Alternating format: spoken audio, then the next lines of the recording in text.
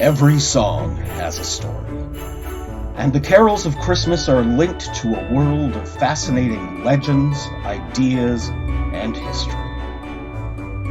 This is the Annotated Christmas Songbook.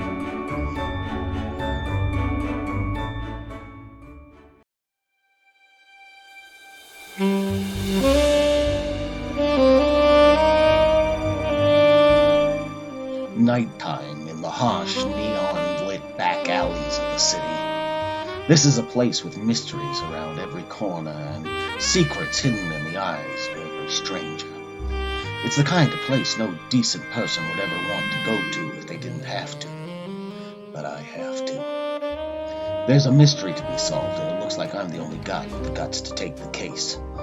The list of suspects includes a German religious reformer, a young writer of hymns, a Boston educator, and an honest-to-goodness mystery man. This investigation is going to be a tough nut to crack. I call this case the mystery of who wrote Away in the Manger. Pull a chair up to the desk and I'll close the Venetian blinds. We want to keep this private. Those of us who know Away in a Manger like to think of it as something sweet and sincere. But it turns out this innocent-looking carol is a far more slippery character than you might think. I'll give you a lowdown on the suspects. First up is Martin Luther. You probably know this guy. He was the big cheese in the Protestant Reformation, writer of the 99 Theses. He's also been known to write songs as well as theses. And when Away in a Manger first showed its face back in 1882, it was calling itself Luther's Cradle Song. It's got 2 stanzas but no music. And the story goes that it's a little ditty written by Martin Luther to sing his kids to sleep. But that turns out to be a lie. I've gone over the case files of other investigators. It turns out this Luther schmo is German, and there's no mention of the Manger Song in any of his records. In fact, it doesn't even show up in Germany until 50 years after it showed up in the American waterfront. But most telling of all, when you translate the lyrics from English into German, they don't fit the melody. So it looks, despite the name, Luther's Cradle Song had nothing to do with Martin Luther.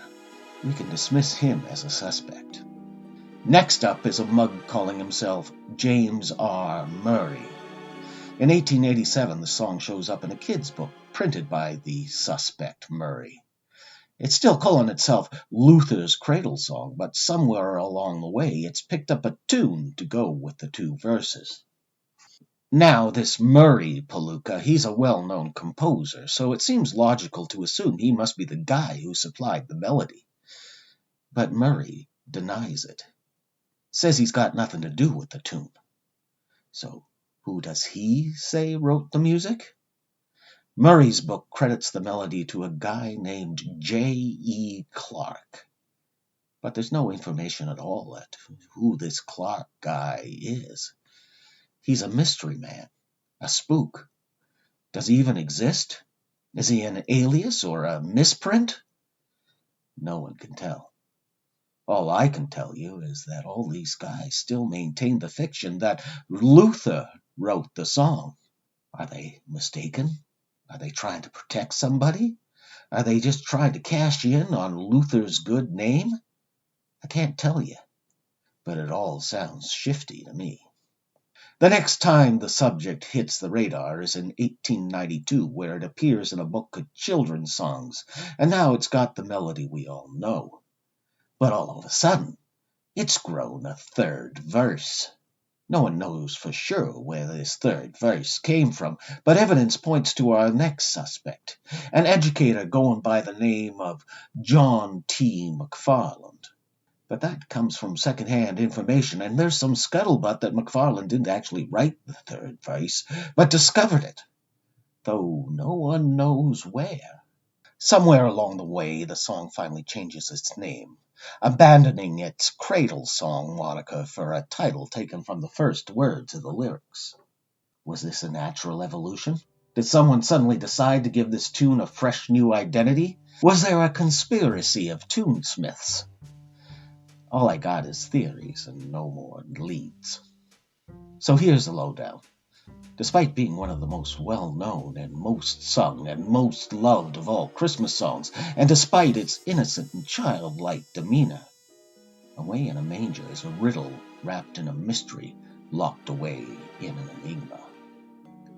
I'm still following leads, but it's obvious this song has got secrets, and rather than tell them, it's clammed up. Maybe for all time. So who takes credit for this tune? Luther? Murray? McFarland? Could it be the mystery man Clark? Nobody knows. But it seems only right that we give this secretive song suspect a chance to speak on its own behalf. Here's Morgan Donald with the song in question.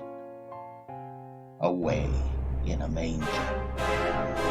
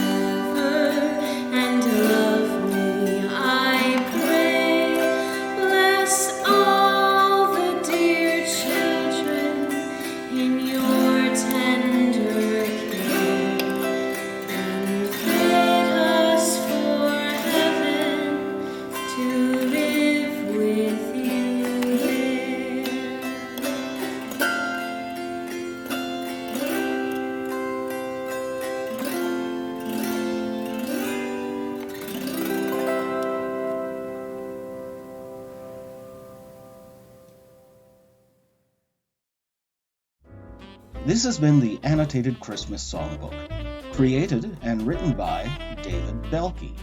Away in the Manger was performed by Morgan Donald, with Cindy Zuby on autoharp.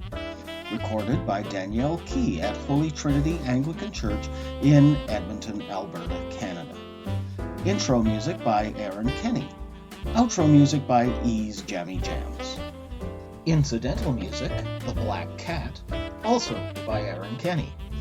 The Annotated Christmas Songbook is a production of Holy Trinity Anglican Church and the Acme Radio Project.